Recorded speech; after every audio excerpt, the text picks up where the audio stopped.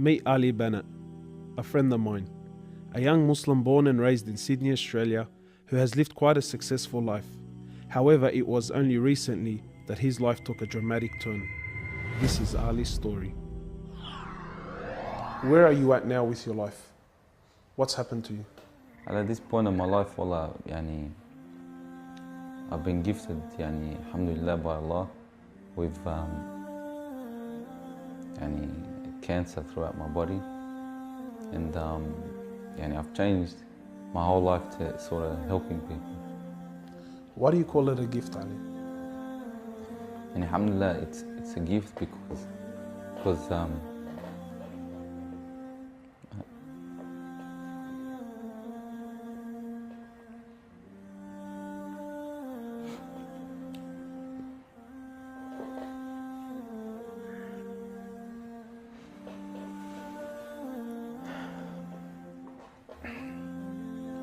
and it's a gift because Allah's given me a chance to change. What has having cancer, what has it opened your eyes to?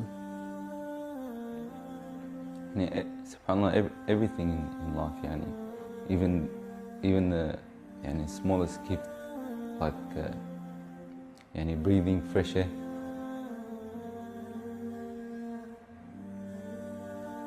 Do you feel like you used to take that for granted before?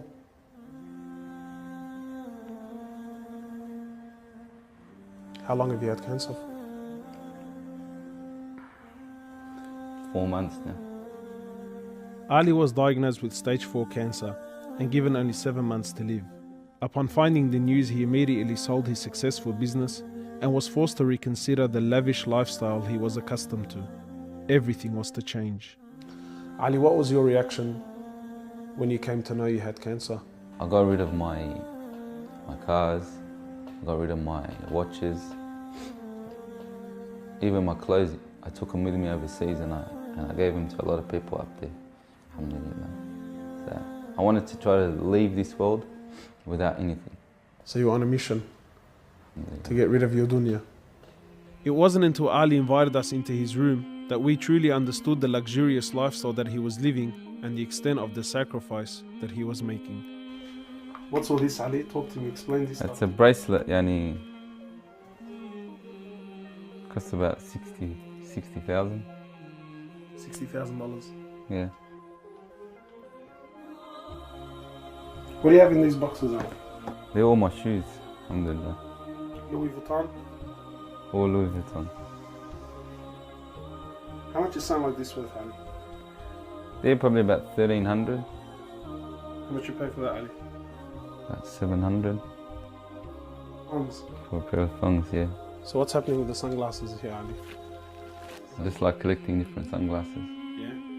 I've got rid of a lot of them. I gave them to a couple of brothers in Africa, alhamdulillah.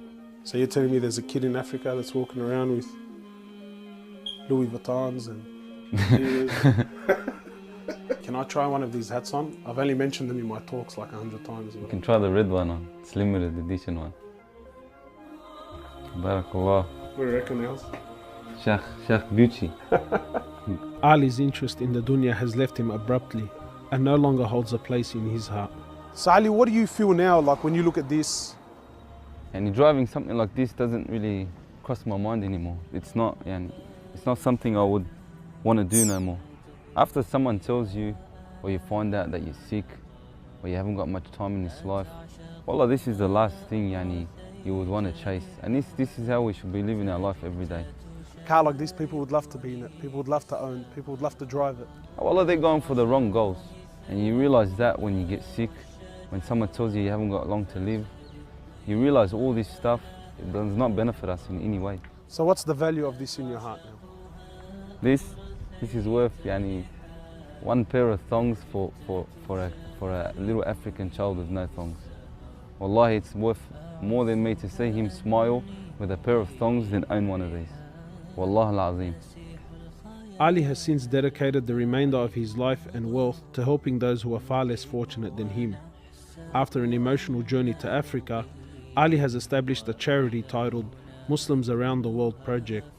The organization wasted no time in the construction of a masjid and a school in Africa to serve as an ongoing charity for him when he finally has to depart this world. Well, it all started from when I went to the cemetery when a brother that has cancer passed away. And I was at the cemetery and I was just thinking to myself, you know, after you go, there's nothing. There's no one there for you. No mother, no father, no brother, no sister, except for your deeds. And even your money is not going to be there for you. So the only thing that's going to be there for you is a sadaqah. And that's the only thing that's going to help you gradually through your time in the grave till you get to the ultimate destination. As the reality of death further sinks in, Ali spends most of his personal time in preparing himself for his final meeting with his Creator, Allah. The Prophet of Allah says, sallallahu alaihi wasallam, more or less, he says, he who loves to meet Allah, Allah loves to meet him. And he who hates to meet Allah, Allah hates to meet him. Are you loving to meet Allah? Because of this cancer, I've been advised by one of the brothers to take a special drug to help me with pain and stuff. And subhanAllah, it's very strong. I took a bit too much and I came into a whole different world within not knowing where I was, and it was very hard for me. And subhanAllah, I actually seen things I've never seen before. And my family were there all standing around me, and I was pointing up and I was saying, Ya Allah, take me. And it was that beautiful what I was seeing. I just wanted to go. And the next day, subhanAllah, I woke up and I was upset that Allah didn't take me.